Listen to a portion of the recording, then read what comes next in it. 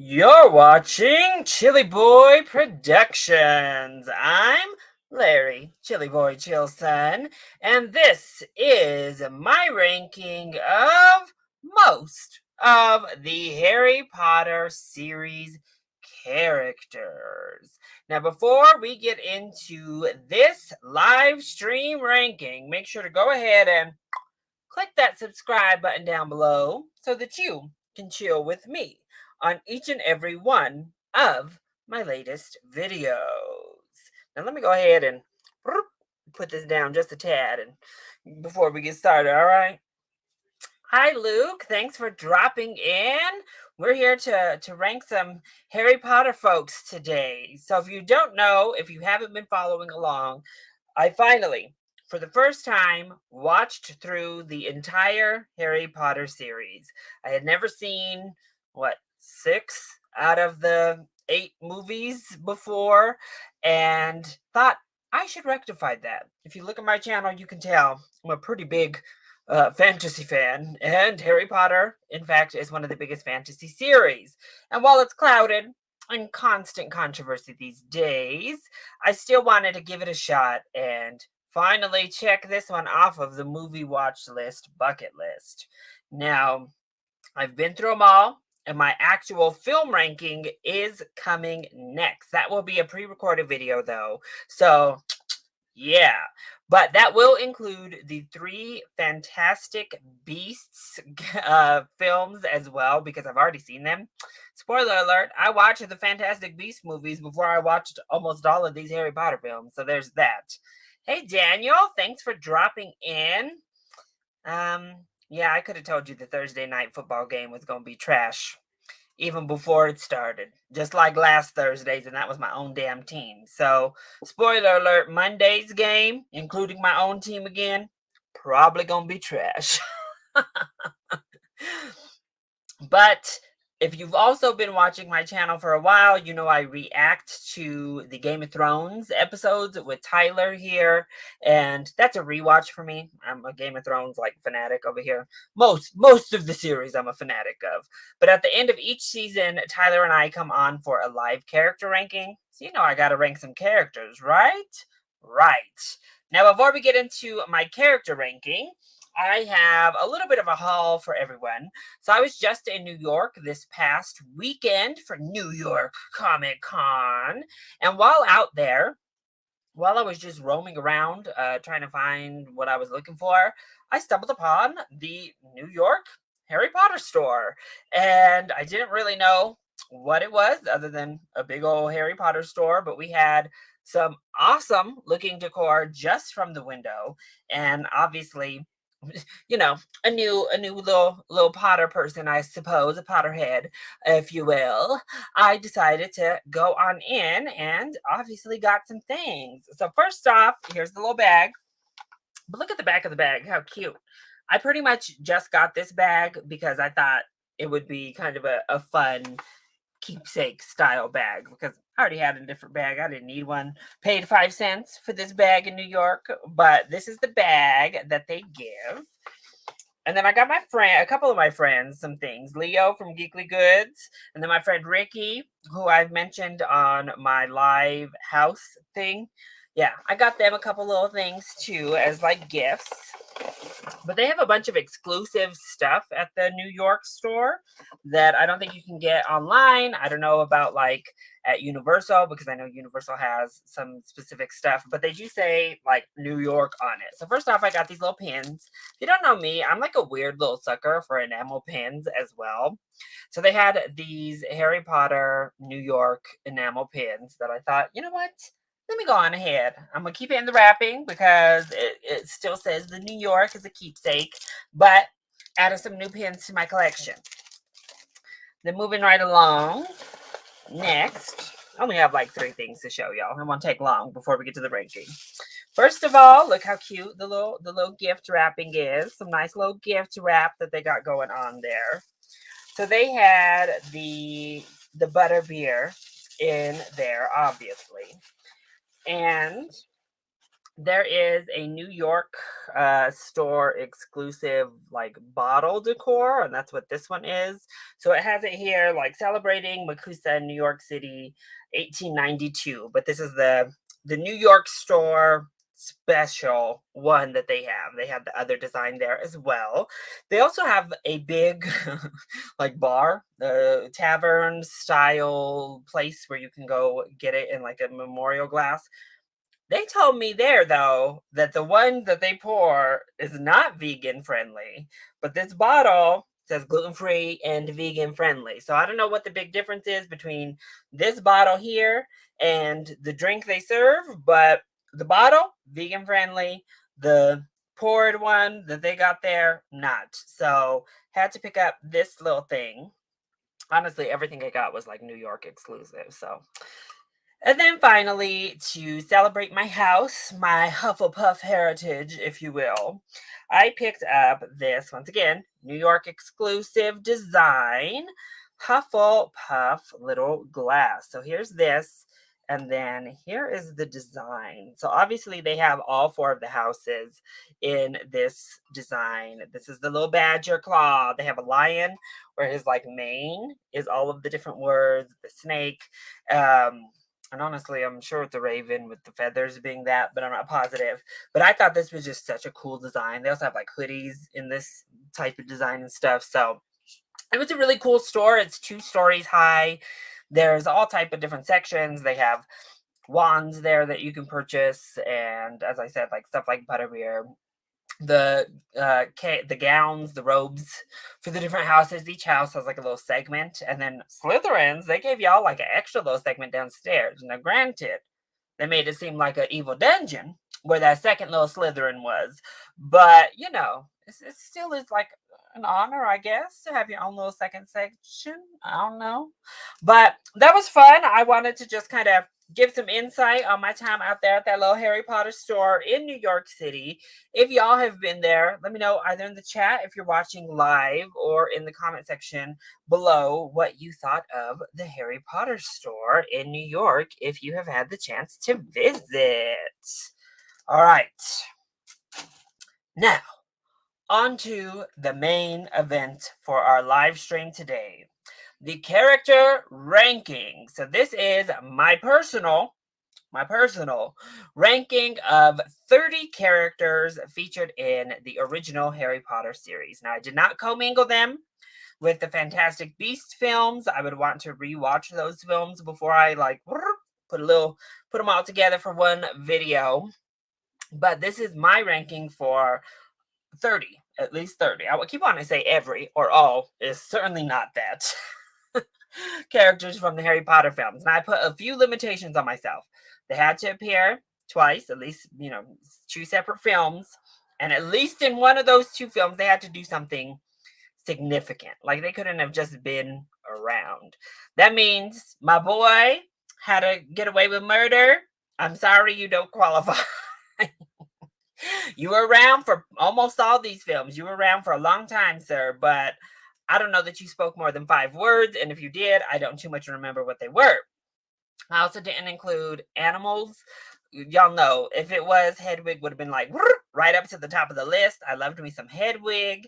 Nagini, she played a very important role, actually, but they just didn't have enough characterization, to be honest. So they weren't included either.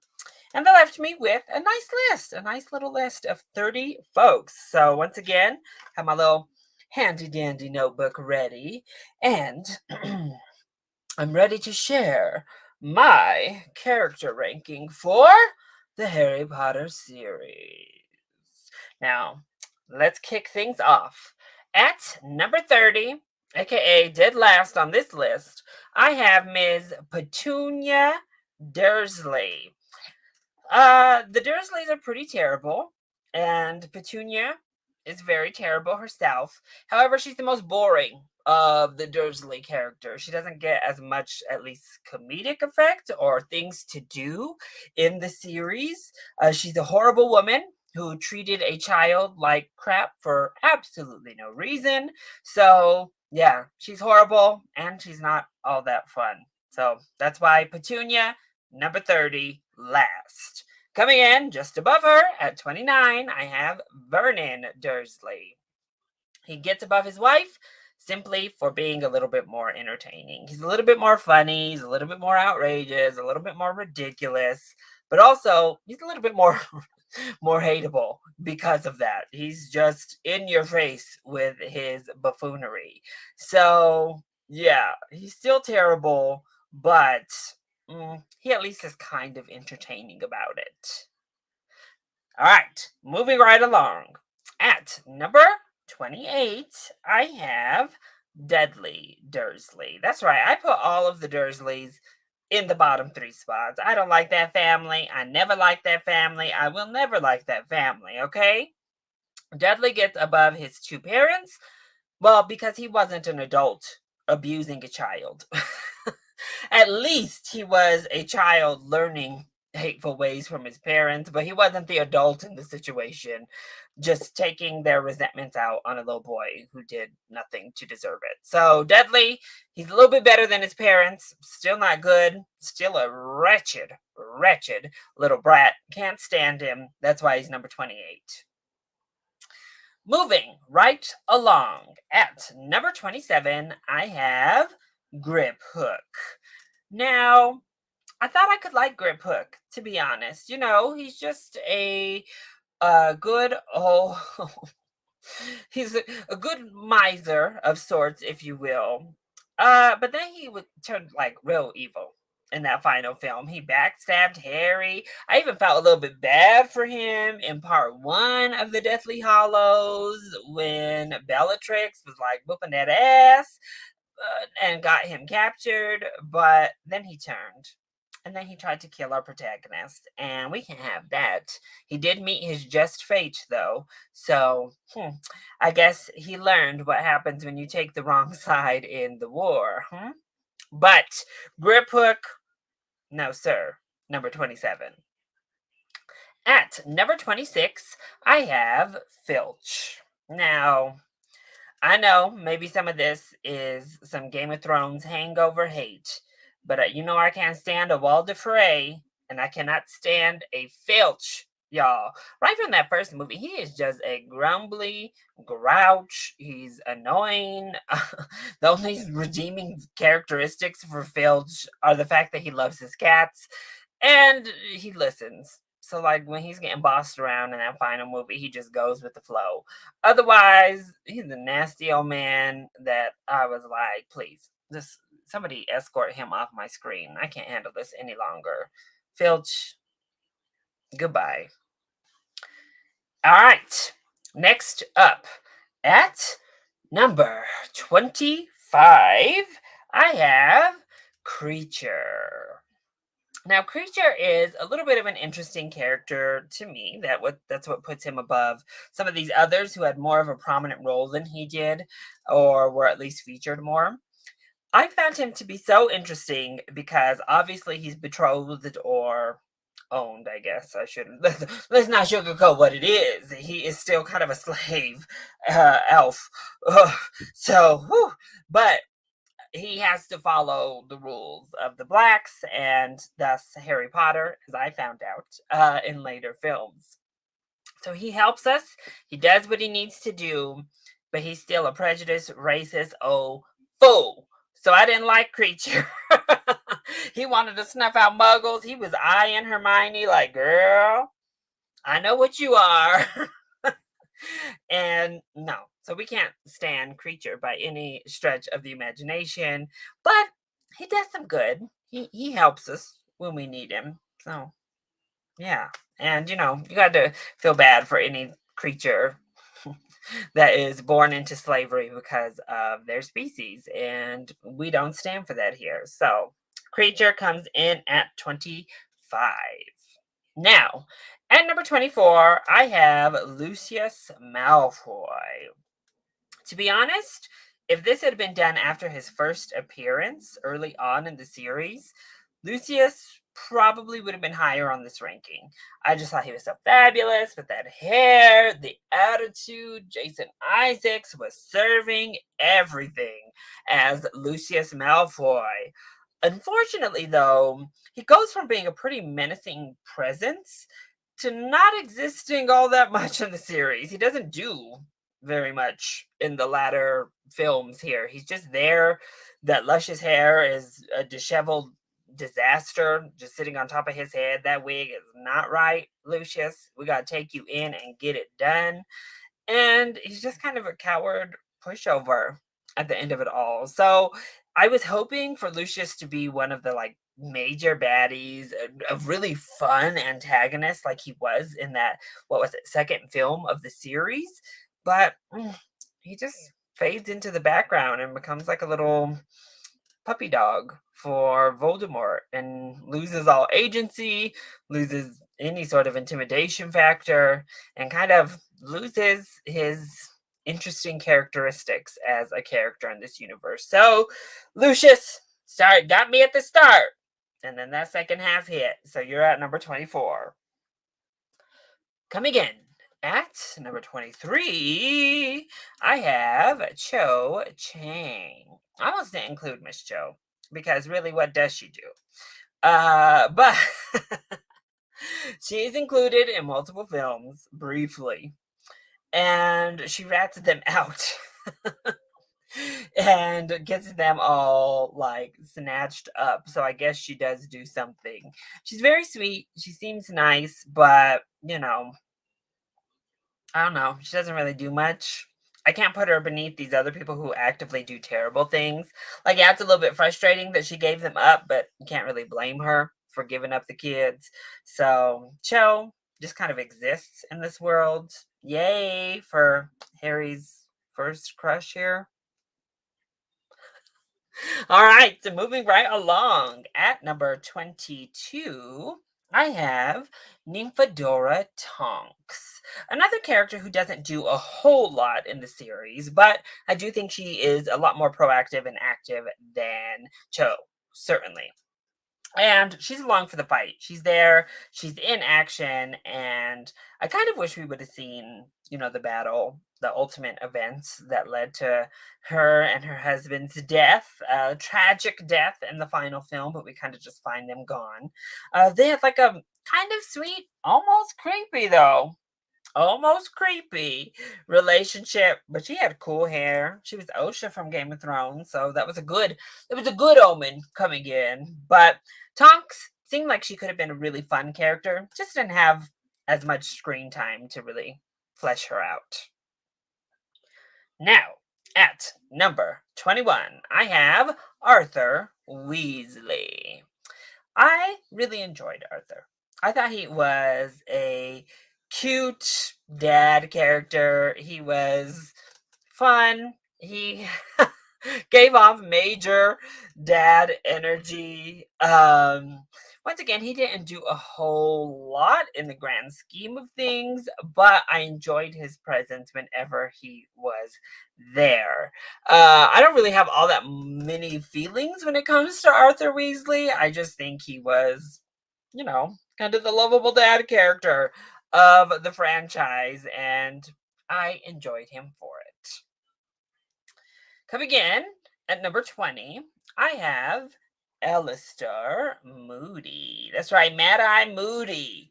Ugh, this character was the hardest one to rank because, in honesty, his first appearance was my favorite, where he was just running around, acting a fool, being a menace on that school campus. And that wasn't even actually him. So, my favorite Mad Eye Moody appearance was not really Mad Eye Moody. But from there, he's still kind of fun. He had a heroic outing, a heroic moment in his final moments as well. He got to crack some jokes, which were a good time amongst the whole council. So it kind of is what it is. He was fun enough. I just am disappointed that his most fun appearance wasn't even him. Next up, at number 19, I don't know if I'm rocking the boat here. I have Ginny Weasley. Look, I know she's Harry Potter's girl. I know she's Ron's sister, but that's it, right? She's really defined by her relationships to men here. In the movies, at least, remember, I'm just coming from a film point of view. I've only experienced these characters through these movies. I've never watched any supplemental materials. I have not read the books at all. But in these movies, Ginny doesn't really do anything. She gets like mind controlled and she fawns after Harry. And I didn't really love their relationship either. I didn't feel it was really earned. Like we didn't get enough time with them other than like passing glances. We didn't get enough time with them really bonding in any sort of way. So I didn't really care about the Harry Ginny relationship. Honestly, I feel that way about most of these relationships in these films. We didn't get nearly enough time to establish them. But Ginny, I don't know. She felt like almost a shadow of a character in many ways. I'm just gonna be honest. So she's just there chilling at number 19. All right, next up at number 18, I have Dolores Umbridge. Now, Dolores almost doesn't qualify for this list because she very briefly reappears, but she doesn't play a major role after she is escorted on out of her film via a pretty horrific way to have revenge be gotten on you. But Dolores ranks this high because she's a crazy villain. Like she is a really good villain, a menacing villain that gets your blood boiling. In many ways, she is actually the villain of the series that gains the most actual reaction. And that's because we really see her interact with these students. We see her effectively implementing change that is ruining everything. We see the literal physical manifestation of her evil ways through Hogwarts and what she does. So for all those reasons, I thought she was also depicted really well. I live for the pink outfits, y'all, and all them dang cats. I find her to be a really fun villain, though one movie was good. Like, we didn't really need too much more of Miss Dolores, or I'd have been ready to kill somebody. I'd have been ready to yeet Dolores my damn self because she was too much, y'all. So Dolores makes it up to 18 for being a great villain, and that's about it. All right. Coming in at number 17. Well, yeah, yuck, Umbridge. I mean, that's why I gotta put some respect on Miss Umbridge's name. She was yuck. Hi, Leo. Thanks for stopping in. Now, at number 17, I have the Weasley Twins. That's right. That's right. I'm cheating and I'm putting the Weasley Twins together in one spot. Honestly, did they appear like separately ever? Were they ever separated in any of the films? Because I don't think so. I feel like they were literally a package deal, just like roaming around together as a pair. So they didn't really have any individual characteristics in these films to me. So they get put together. They're like the mischievous, fun brothers. I enjoyed their antics. I enjoyed their camaraderie with Ron and their parents. They had some fun moments, and obviously it's sad that one of them dies. But again, I can just say one of them dies because I don't I don't really remember which one it is that dies. I'm sorry, y'all. But they're fun. That's about it. That's all I got for the Weasley twins. They're chilling up here at number 17. Now, at number 16, I have Dobby. Now, I know Dobby is a huge favorite. I also really enjoy Dobby. He is cute. He gives us this great freedom arc in this series and adds that layer to Harry's character. And his character development of freeing Dobby is amazing. Um, but Dobby's a little bit of a nuisance in that first film. I'm like, Dobby, you are about to kill Harry Potter trying to save his damn life. Sir, you are running havoc up on little old Harry Potter here. And then we only get him in one other film, which I think is really disappointing, especially after what an impact he makes in his first appearance in that second movie. we only get him for a limited time again near the end of the series, and then he dies. So it's disappointing. I wanted more time with Dobby. I feel like Dobby could easily be a top 10 character for me if I just had more time with him to connect with him. But his death is certainly one of the saddest, especially knowing where he came from. It's really uplifting because, he got to live his final years free as a free elf because of Harry Potter, and seeing him in them little boots were cute. And he got to live out some of his other dreams as well. So it's a nice story. It's a nice story amongst the Harry Potter franchise. He's adorable. I just wanted more time with Dobby. So because of that, he comes in at number 16. Coming in at number 15, I have Remus Lupin. So, Lupin is another interesting character who is pretty consistent once he arrives in the third film. I'm still not sold on that anemic werewolf design of Lupus. Lupins. Well, maybe Lupus. I don't know. No offense. But Lupin is a really great character in the third film, particularly in Prisoner of Azkaban. He's fantastic. The way that he works the mystery that is being solved there, the way that he helps Harry without ever being obvious, and I really like the way they structured his secret, and how he kind of spars off with Snape specifically about said secret. I think is really well handled. Now, again, I'm not too sure about that relationship with Tonks, just because the age gap seemed very high. I don't know what it is specifically, but I don't know. Tonks seemed a whole lot younger than Lupin, and I mentioned that right off the bat when I saw them together. Seemed a very weird pairing to me, but you know what?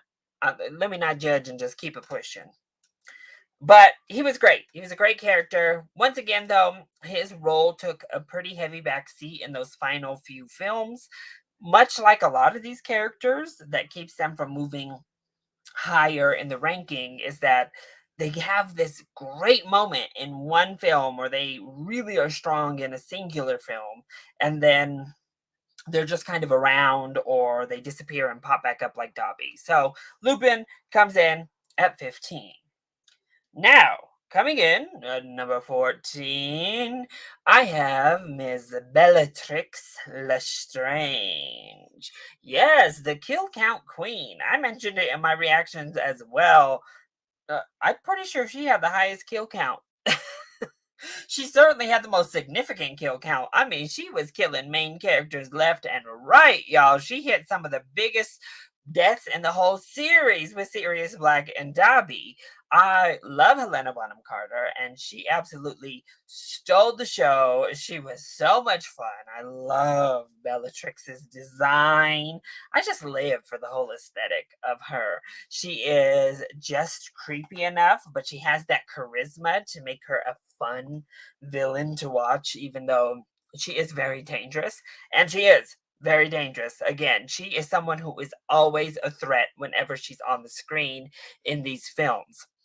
And while she's obedient to Voldemort, she never pulls like a Lucius, where she's like, "Ugh," like all like scared and cowering off in the corner. Nah, she's still living her life. She's doing her damn thing.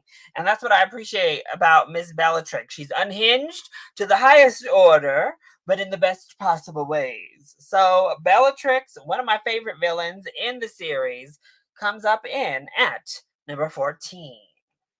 Now, at number 13, we have another villain of sorts, and that is Draco Malfoy. If you had asked me after probably the first 2 or 3 films in the series, Draco would have been low on this. I mean, he's like a little Joffrey Baratheon style character where he is just insufferable. He is so annoying. He is so grating, such a petulant little brat that I couldn't really handle Draco for the first like half of the series. However, once Voldemort starts to emerge more throughout the series, and the Malfoys start to become obedient to him, I actually find Draco's story arc and character to become far more interesting, and that's what puts him above someone like Bellatrix, who is fun and awesome, and yes, but she pretty much stays where she is the whole time. Whereas someone like Draco has this really interesting conflict within him, and you can see that struggle as he debates on if he wants to go down this route, if he fully agrees with what his father believes in, and clearly what um, Voldemort is doing and what Voldemort stands for, and if he's willing to go to the degrees that they want him to go to. That moment where he's standing there faced with Dumbledore to kill him, the moment where he has to identify Harry Potter and he doesn't, he refuses.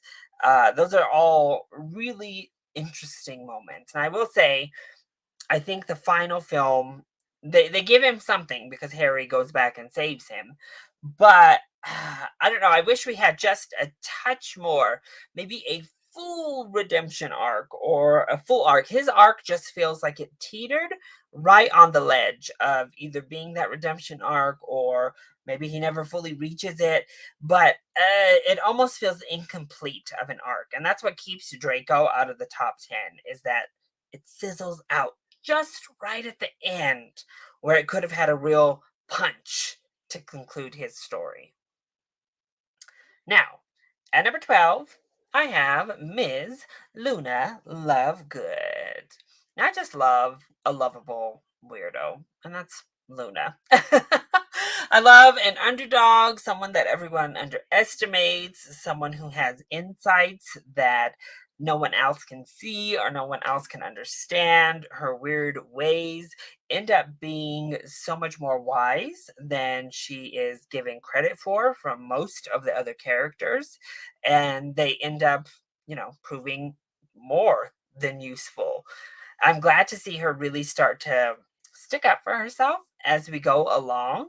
And you see her stand her ground to Harry in the final film, which is a lovely moment because it's not aggressive. It's just, I am worthy. I have something to say that needs to be heard, Harry. So chill out and listen to me.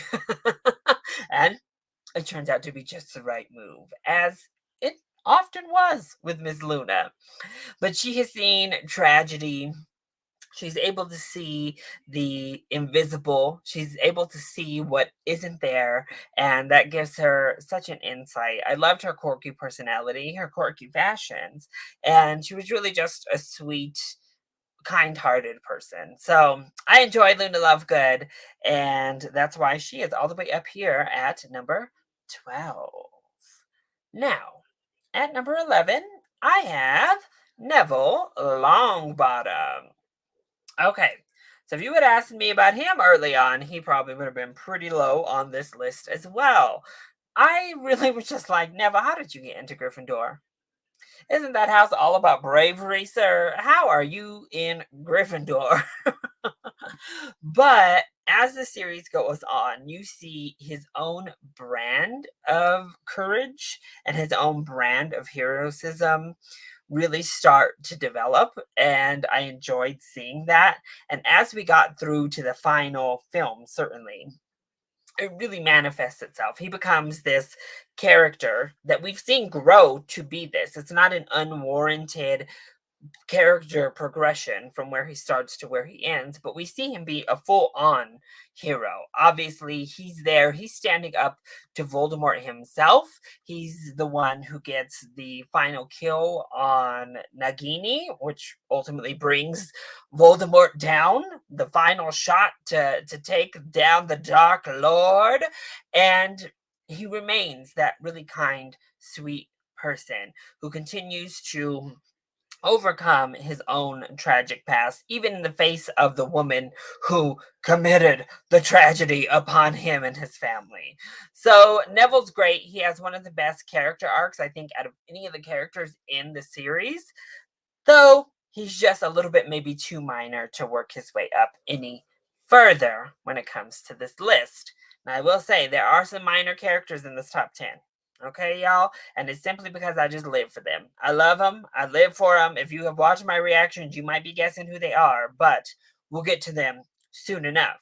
First, let's kick things off. At number 10, we have Lord Lord Voldemort. Yes, the big bad of our series. Lord Voldemort kicks off our top 10. Now, he is easily the most intimidating presence of the series. Although he doesn't kill as many people, on screen that is, as someone like Bellatrix or get those big blows landed in, he still gets a couple, like Snape near the end. Voldemort is the overall shadow to the series. And I like that we got backstory with the whole Tom Riddle like the whole flashbacks with him when he was younger. Though the one thing that holds him back is an extra level of complexity. He had the power, he had the sinister nature, he has this overpowering intimidation to him.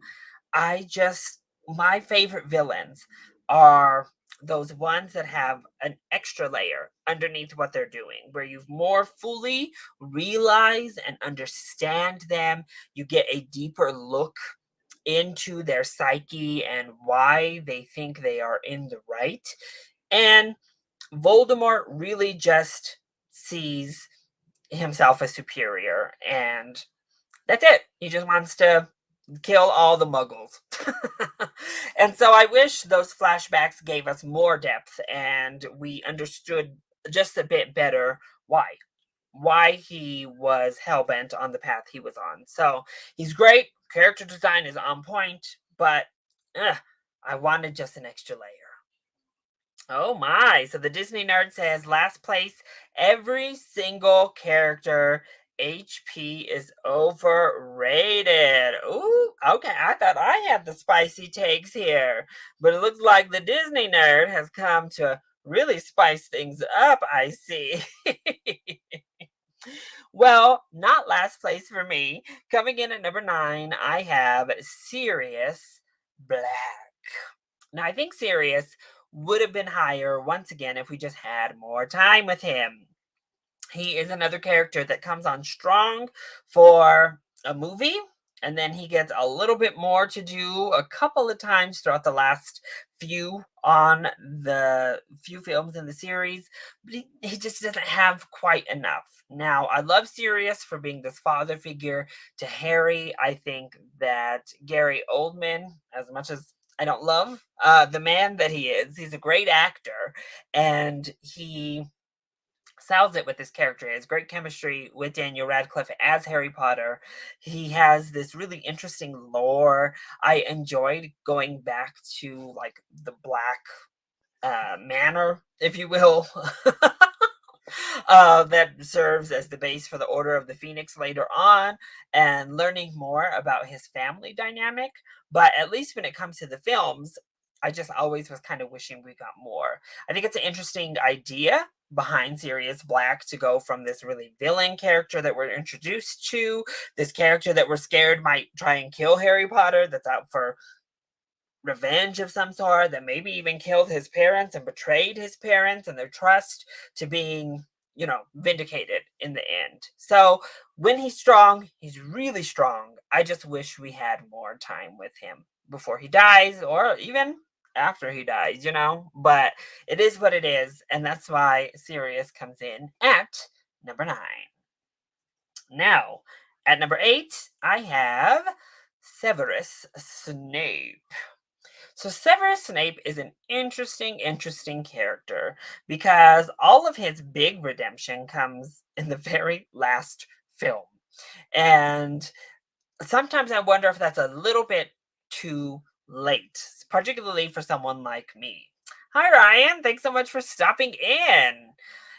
Because for so long, I was teetering when it came to Severus Snape, because he would do things that seemed just, and then he would do things like kill Dumbledore, and I was like, oh my god, okay, well, what are we doing now? He became headmaster of Hogwarts and ran that school into the ground, but he also was giving Bellatrix Lestrange the imposter sword of Gryffindor to put in her little vault. So Snape was always this really interesting character. This is like double crosser. Plus, I love the dramatics. I lived for all of the dramatics that Snape brought to every single encounter. He read Miss Hermione to filth every now and then. He would read some of these other kids to filth. But also, I still never quite understood, because they don't explain it in that final film, why he was like, no one must ever know I like Harry Potter. And so he decided to double down. And in many ways was actually quite an abusive teacher. So that's what really keeps the redemption arc from singing all the way, because he was still he was still an abusive a-hole of a teacher, not just to Harry, but to Hermione and Ron and to all of his students.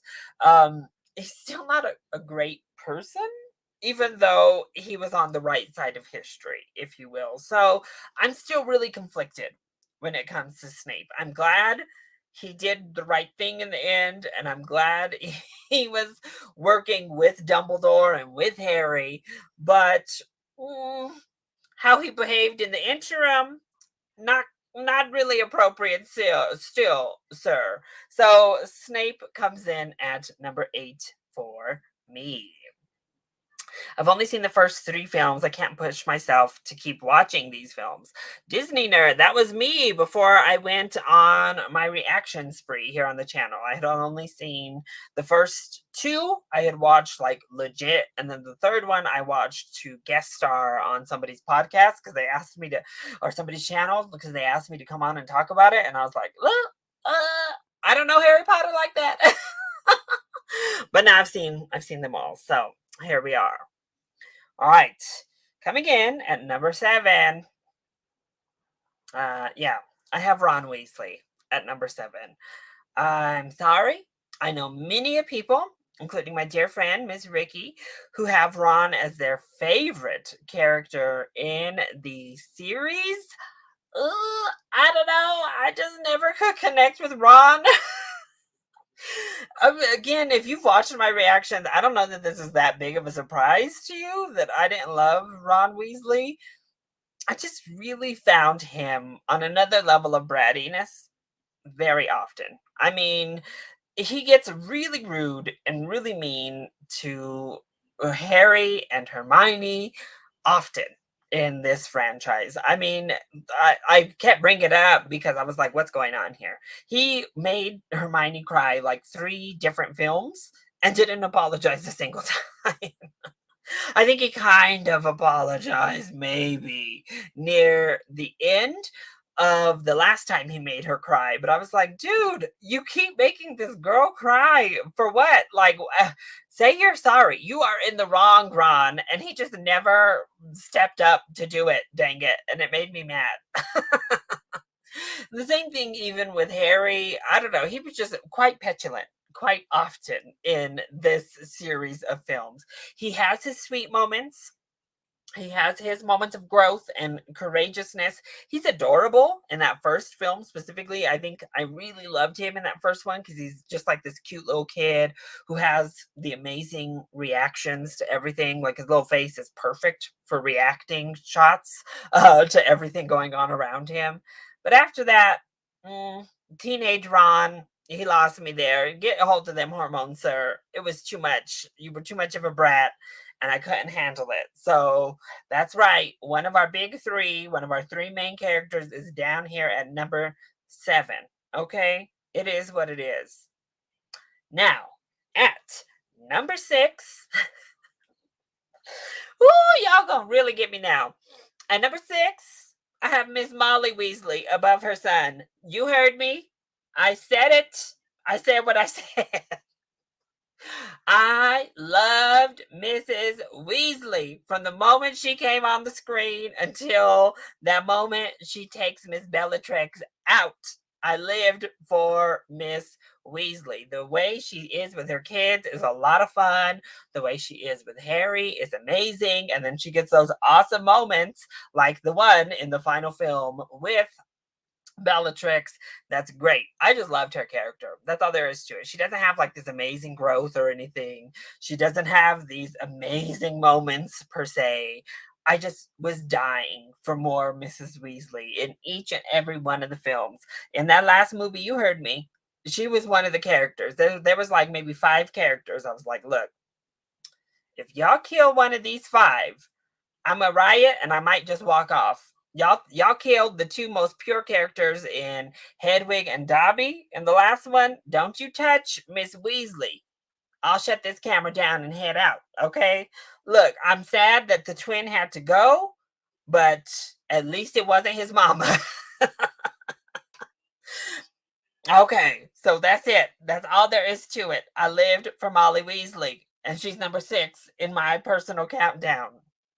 Now, kicking off our top 5 is another woman I just purely lived for, and it is what it is. And that is Miss Professor McGonagall. Yes, Minerva, darling. Minerva McGonagall. Love her. Y'all should already know. Like, it's Maggie Smith. You know what she brings, and she brought it to McGonagall. I thought she was a fantastic professor who was both stern and, academic, while also being kind and empathetic to her students, understanding to her students. Now, I will say, I can't even fault her for this. She was a little bit favorite. She was playing favorites to Harry and to Gryffindor, her house, sure. But so was Snape. Snape played favorites to Slytherin. And then, my house, Hufflepuff and Ravenclaw, might as well have been like clam chowder out back. We hardly saw none of them. So we don't know who was trying to play favorites for them. But McGonagall definitely, she played nice with the Gryffindor kids. But I'm so glad we got to see several moments of her. One, where she stood up to Umbridge and was like, no, girl. You need to sit down and chill out, like several times in that film.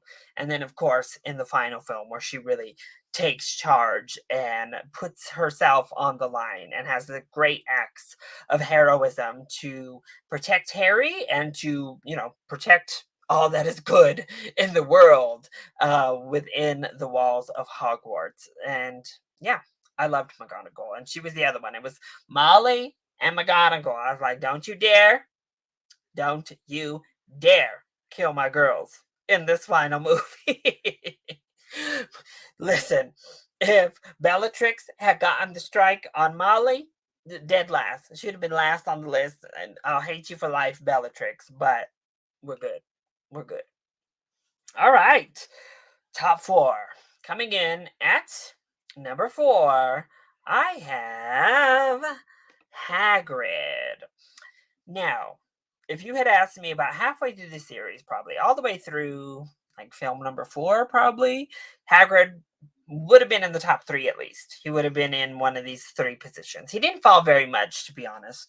But once again, he's another character that just all but disappears as the series goes on. In those last few films, we just, find him captured in that last movie. But we don't spend enough time with Hagrid. I loved Hagrid. He's this gentle giant.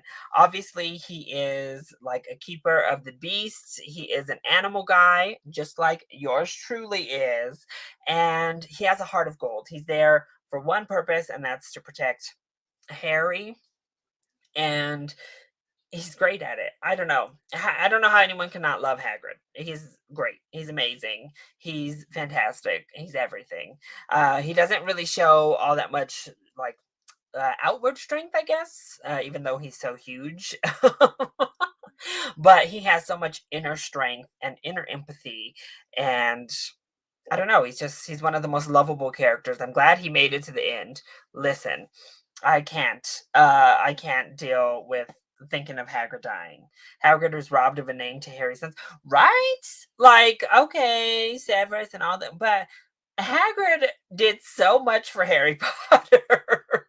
Come on now, Harry. That man was a ride or die in your corner.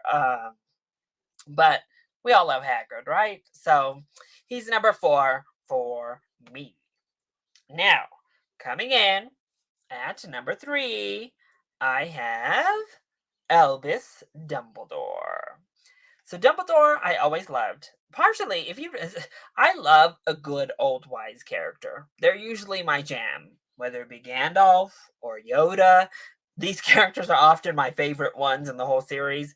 What can I say? I've identified with the elderly since I was born. I've been 2 years old, going on 100 since then. and I connect with the old folks.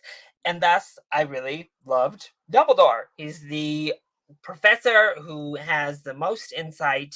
He is slightly mysterious, very powerful, and it's always exciting with characters like Yoda or like Gandalf and Dumbledore when they go into battle, when you finally get to see them unleash their power. And when he goes head to head with Voldemort, oh, I loved it. I lived. That was like one of the most exciting moments in the entire series for me.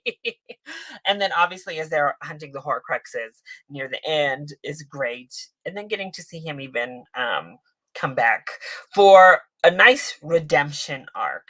I think what they did with Dumbledore is also very fascinating. He's one of the most complex characters in the series. He is not fully good. He is not just this beacon of hope and of light.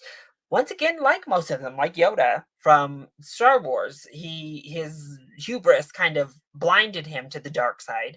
And Dumbledore made some questionable, questionable decisions for the greater good. And he played it tight to the vest. And ultimately, I think he knew what he was doing, but at what cost, I guess. So that makes him an interesting character. I like conflicted characters. I like morally gray characters often. Hi, Ricky. Thanks for stopping in. Oh, he's number 3. Oh, my. Okay, well, see, I told y'all some hot takes would be here. I don't know. Dumbledore number 3 could be a hot take, I guess. But I loved him. I love that conflicted character. I love a more complex moral compass than just purely good or purely evil like Voldemort is per se. So he was great, and the actors both who played him, I thought, did a very good job, though they took very different approaches. And getting a little bit more backstory. Dumbledore being a part of the family certainly helps out, though we can't really take that into account because, listen, that wasn't really canon in these films in which I'm pulling my rankings from. So, number 3, Dumbledore. Yes, iconic. I mean, look, he had the iconic memes. How can you not love Dumbledore? Hey, Tyler. I had 30, okay?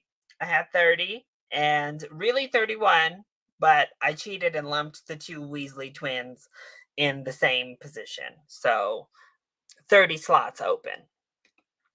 Oh, okay. Well, we'll see, girl. I told you you'd be mad at me, and it's for one of those 2. All right, so coming in at number 2, I have the boy who lived himself, Mr. Harry Potter. Now, Harry Potter's an interesting one because he's pretty good throughout. He doesn't waver all that much. Now we get some complexity with him questioning, like when he's hearing the snake talking and he feels conflicted about whether he should be a Slytherin and whether he's evil, whether he has that kind of connection with Voldemort because of what's inside of him.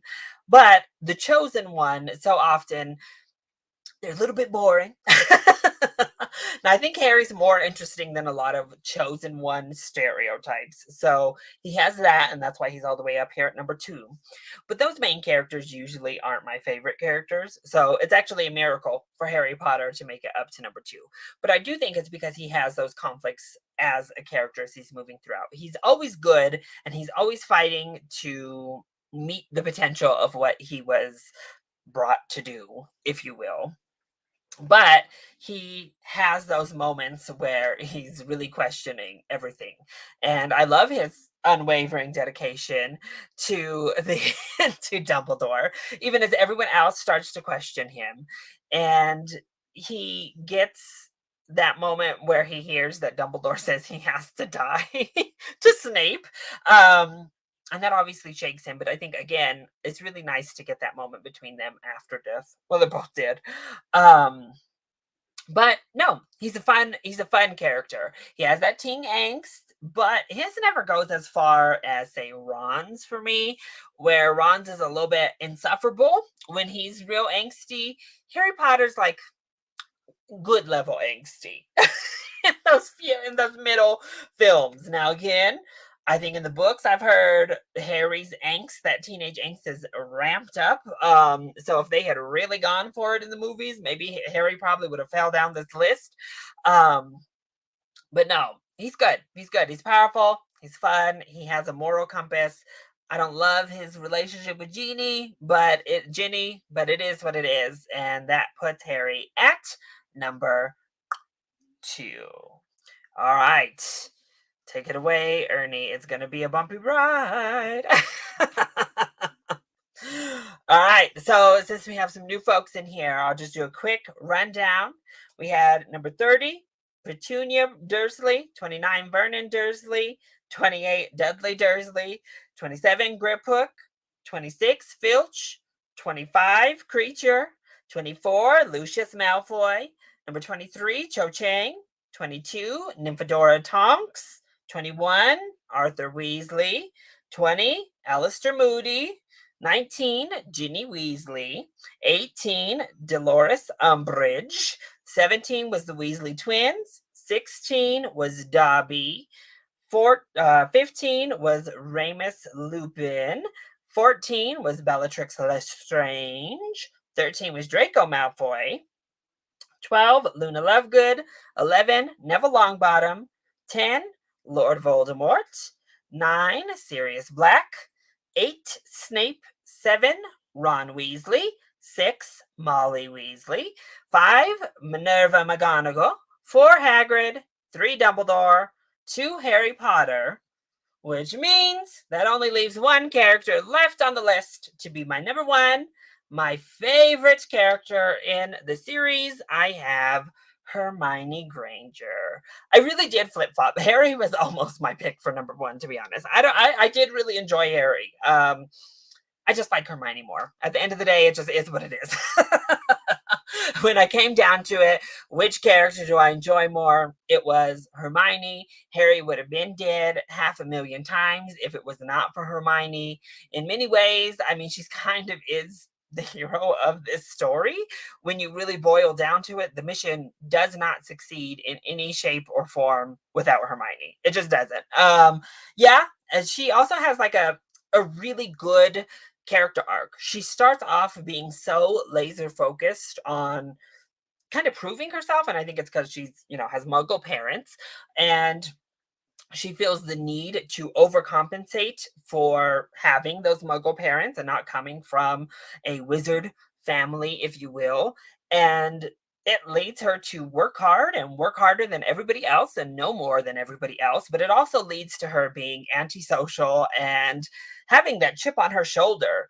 And you see that a lot in the at least first film for sure, and probably even through the second film as well. But as we go on, you see a great character progression with Hermione. She softens. She learns to lean on other people and work as a group. She learns to be a team player and let people in because she's so guarded to start the series. And I don't love, Ricky will probably hate this as well, I don't love her and Ron together either. Partially because he's a little too mean to her too often. And I don't think he properly makes up for how mean he is to her several times throughout the series. But they're yin and yang, I suppose. They're kind of opposites attract, if you will. I don't know about all that. But she's also the one I think that's there for Harry the most, including when it comes to Ron or anyone else in the series. She's his rock, really, as they move throughout, not just as a support system when it comes to power, because she knows all the spells and she knows what to do and where to look and where to go, but also she's there as like an emotional support system, particularly in the final 2 films, like when they have to send Ron away because he's acting cray. She's the one that stays by his side, believes in his mission, and helps keep him pushing even when he kind of is down on himself. She really is an emotional support system. So it just is what it is. I mean, she really does it all. She's powerful, a powerful wizard in her right, and a great friend and companion to the chosen one, the main hero of the story. So I really think in multiple ways the mission would have failed if not for Hermione. So for me, she's the real hero here. If it weren't for Hermione, then all would have been lost and everyone would have died. Like we said here, Harry and Ron would have died in the Sorcerer's many a time. They would have died in those early films for real. I mean, I kind of thought you said that those were your top two, so I figured you would love them together. But that's my ranking overall. Hermione's my number one. I saw somebody say Snape was their number one. Ryan said Snape. Ricky, you had told me off before that Ron was her number one. Tyler, I don't know who your number one is. All I see is tomatoes, but I don't see opinions, so I'm not too sure. But that is my list. If you just heard the list and want to hear why I ranked any of those other folks where I did, go ahead and take a listen. Otherwise, I thank you all so much for joining me tonight for this live stream ranking of the 30 characters included for this Harry Potter character ranking. Next up, I'll be ranking all of the Wizarding World films, including all of the Harry Potter films, and we'll be including the Fantastic Beasts films in that ranking as well, even though they weren't included for this character ranking. That one will be pre-recorded. Just be ready for the 11 Wizarding World films to be ranked soon. That'll be the next Harry Potter video here on the channel. Also, thank you all for continuing on this journey with me as I worked through the Wizarding World up until this point. I've really enjoyed it and had fun learning from you all in the comments who have given me lots of insight from books and outside source materials and discussed the films with me as we moved along.